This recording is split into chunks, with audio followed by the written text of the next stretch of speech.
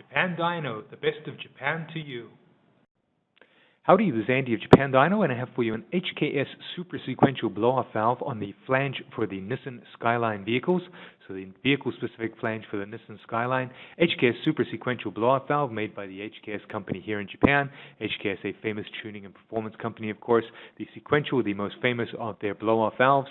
The sequential blow-off valve, a universal blow-off valve, universal and adjustable type.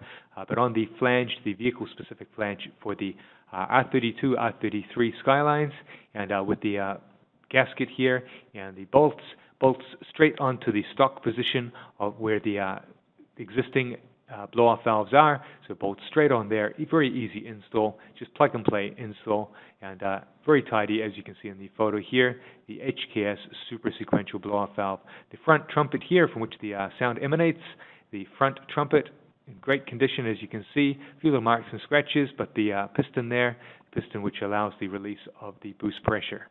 So a close-up of the valve here. So the valve is a diaphragm type of blow-off valve, has a diaphragm in this area here. The diaphragm is pushed on by the boost pressure below from the flange and pulled on by any intermanifold vacuum. When the intermanifold vacuum and the boost pressure combined are enough to overcome the spring, the diaphragm will move against the spring in the spring housing here, creating a flutter. The flutter then pulls a piston which runs through the center here, the piston then releasing the boost from the front of the valve, creating that very distinctive HKS super sequential sound. So the flutter of the diaphragm gives it that distinctive sound. The diaphragm tensioned by a spring in the back here, the tensioning of the spring adjusted by winding in and out the little bolt and then locking it in place with the locking nut. So the super sequential blow-off valve from the back there, see a few little stains and marks, but a very tidy example. As you can see in the photos here, very tidy, very clean, and 100% working order.